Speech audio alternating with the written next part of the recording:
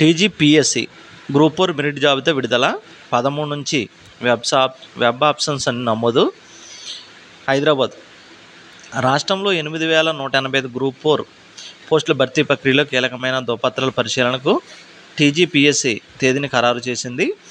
ఈ ఏడాది ఫిబ్రవరి 9న జనరల్ ర్యాంకుల జాబితాను ప్రకటించిన టీజీపీఎస్సీ తాజాగా ధ్రువపత్రాల పరిశీలనకు ఎంపికైన మెరిట్ అభ్యర్థుల జాబితాను అయితే విడుదల చేసింది.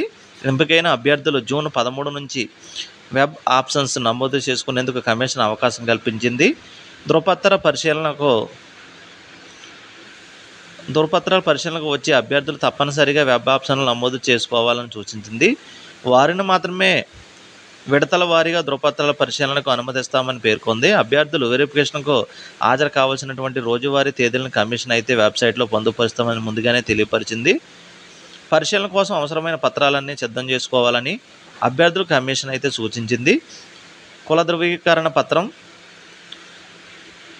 బీసీ నాన్ క్రిమిలేయర్, దివ్యాంగ ధృవీకరణ పత్రాలు, 1వ తరగతి నుండి 7వ తరగతి వరకు స్టడీ నివాస ధృవీకరణ పత్రం, ఈడబ్ల్యూఎస్ అభ్యర్థులు 2021 నుంచి 22 ఏడాదికి సంబంధించినటువంటి ఈడబ్ల్యూఎస్ ధృవీకరణ పత్రంతో అవసరమైన పత్రాలన్నీ దగ్గర ఉంచుకోవాలని తెలిపింది.